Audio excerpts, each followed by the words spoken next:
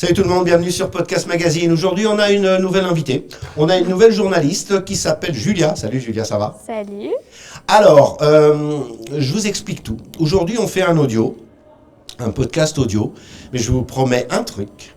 C'est que le prochain podcast, ça sera un podcast vidéo. Donc, vous aurez la chance et le bonheur de voir sa petite bouille. Maintenant, pour ceux qui regardent Rostand Télévision, vous la connaissez, vous l'avez déjà vue. Je vous dirai pas où, je vous dirai à la fin où on aura l'occasion d'en reparler. Bon, Julia, on peut y aller? Avec plaisir. Bon, génial. Alors, moi, ce que je voudrais qu'on aborde un thème qui concerne pas mal de gens. Je voudrais qu'on parle des influenceurs et je voudrais qu'on parle des réseaux sociaux. Les influenceurs, moi, j'ai une idée là-dessus. Je voudrais qu'on verra ça juste après. Les réseaux sociaux, est-ce que une lycéenne de 16 ans, obligatoirement, elle est tue? Qu'est-ce que tu en penses? C'est quelque chose de bien, c'est quelque chose de génial, tu passes ta vie là-dessus, ou c'est un tantinet discutable? C'est quelque chose qui est quand même assez utile dans la vie de tous les jours. Après, je les utilise quand même souvent, on va pas se mentir. Mais j'essaye au maximum de m'en détacher, de faire autre chose que juste regarder le téléphone. Bah, parce que déjà, ça lasse au bout d'un moment, c'est souvent la même chose. Quand tu dis que tu passes du temps, c'est combien de temps par jour? À peu près? À peu près. À 5 heures près? Je dirais 2 heures environ. Peut-être un peu plus les jours où il n'y a pas cours, par exemple. D'accord. Tu les utilises pourquoi? La plupart du temps pour regarder des séries, des vidéos, ouais, ce genre de choses. T'as l'impression que T'as pas l'impression que c'est dangereux? C'est pas quelque chose qui te fait peur? Par exemple, tout ce qui est IA, ça me fait quand même vachement peur. Tout ce qui est ChatGPT, tout ça, c'est quand même fou ce que ça peut faire et ce que ça produit. Tu lui poses une question, peu importe la question, il te répond toujours dans la seconde. Donc c'est impressionnant et ça fait peur parce que quand on parle que ça va remplacer certains métiers qui sont humains, ça fait quand même très peur. Est-ce que tu sais déjà ce que tu veux faire plus tard?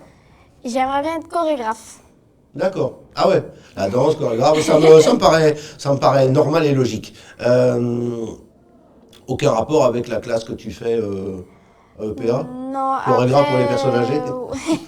J'ai trouvé un petit rapprochement avec les enfants parce que moi j'avais surtout peur de ça, du contact avec les enfants en particulier, aussi les personnes âgées d'ailleurs.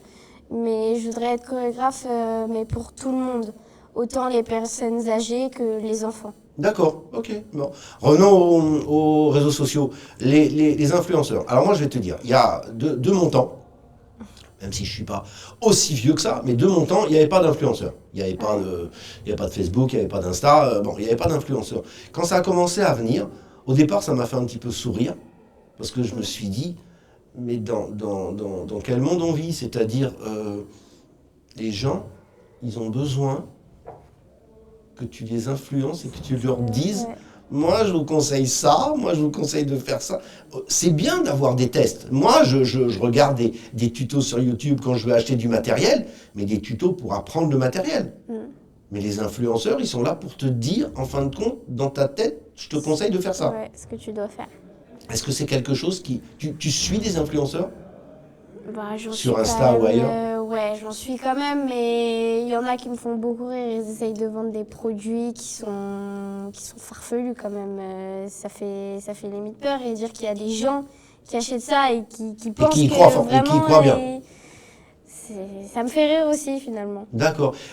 Tu trouves ça dangereux? Oui. Influenceurs, réseaux sociaux, quand on s'inscrit sur Facebook, on ne peut plus jamais s'en sortir.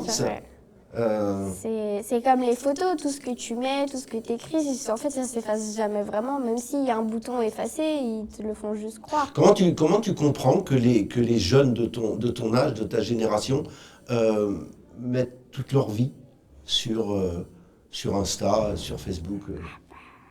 C'est quand même fou parce que je me dis, ils ont aucune intimité finalement pour eux et même s'il y a des choses que tu as envie de partager, bon, la première, il y a des photos, des moments que tu as envie de partager, mais il faut qu'il y ait quand même un cadre d'intimité qui s'installe. Faut pas faire non plus de la parano, faut pas se dire non plus je mets une photo et 10 ans après on va me la ressortir, mais bon, T'étais mignonne quand t'avais 3-4 ans, c'est pas grave de... Bon.